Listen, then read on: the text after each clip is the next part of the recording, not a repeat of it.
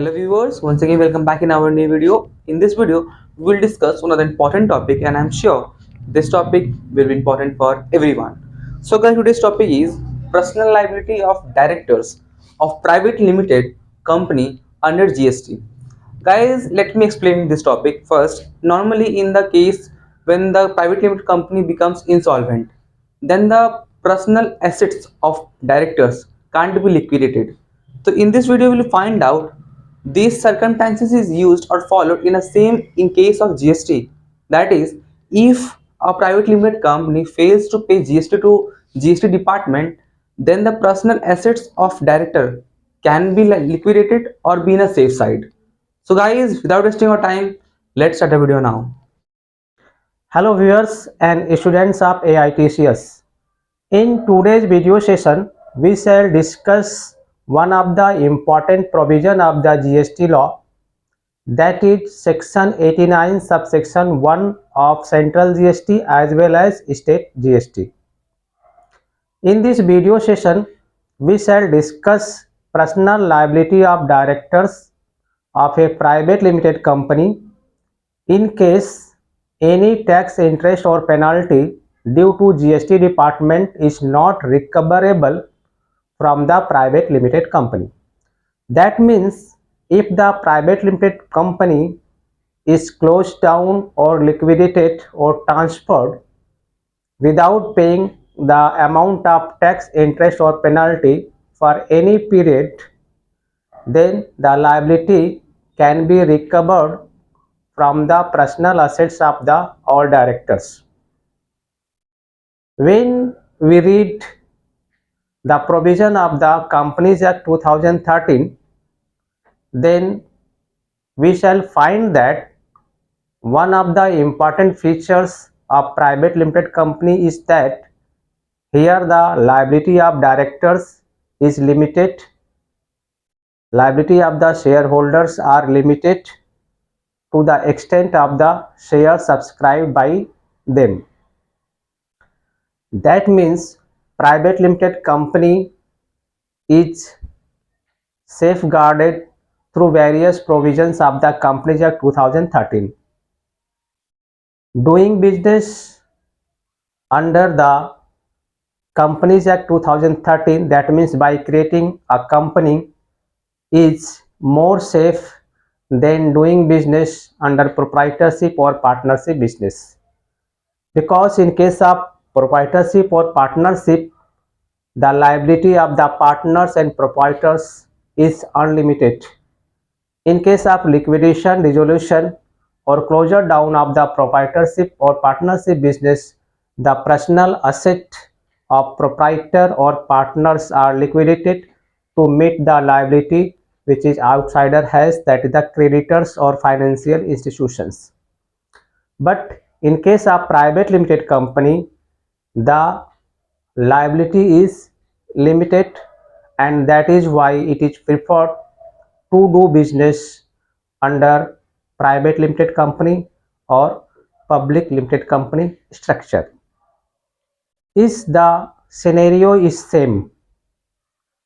If we discuss about the provision of the GST, then can we say that if any private limited company is liquidated or dissolved or closed down without paying any tax, interest or penalty due to the GST department, then directors should be personally liable or not?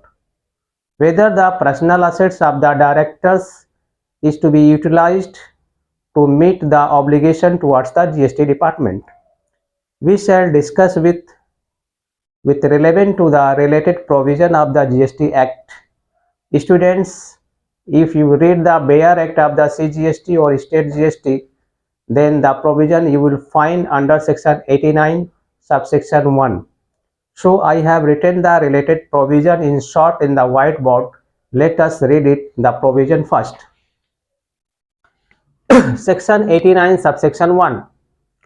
Notwithstanding anything contained in the Companies Act 2013, where any company fails to pay tax, interest, penalty for supply of goods or services for any period, and it is not recoverable from the company, then all the directors of the company are jointly or severally liable unless it is proved that non-recovery is not due to gross negligence, breach or misfeasance on their part. So students, let us explain the meaning of this section. This section is overriding section. That means this provision of the GST Act overrides the provision of the Companies Act 2013 because it starts with the word notwithstanding anything. Means in spite of anything contained for safeguard the directors under Companies Act 2013 that will not save the personal liability of the directors. It means that if any private limited company closes down, liquidates, whatever it happens without paying the tax, interest or penalty for any paid to the GST department, then all the directors jointly or severally shall be held liable for the payment of the GST due. That means their personal assets may be liquidated or attached to meet the obligation towards the GST department. Here is only one safeguard which has been provided to the directors. If any directors can prove that the amount which is not recoverable from the private limited company is not due to their or his gross negligence or misfeasance, then the directors will not be held liable to meet the obligation towards the GST department. Students, before concluding the video, I would like to reiterate that under section 89 subsection 1 of CGST Act as well as State GST Act, all the directors are personally liable jointly or severally in case their private limited company fails to pay GST department's dues in the form of tax, interest or penalty for any period for supply of goods or services or both. If it is found that the recovery of the GST due cannot be made from the private limited company due to the gross negligence of directors, then they shall be held liable. If any one directors can be able to prove that non-recovery of GST due is not on the part of his gross negligence or misfeasance, then the director shall not be held liable for the payment of GST dues. So students, hope that you have understood the topic. If anyone has any doubt or anyone wants to give some suggestion, please write in the description box. Further, if anyone wants to take income tax, GST, TDS e-filing training with us, please ask for the prospectus at the WhatsApp number given in the description box. Thanks for watching.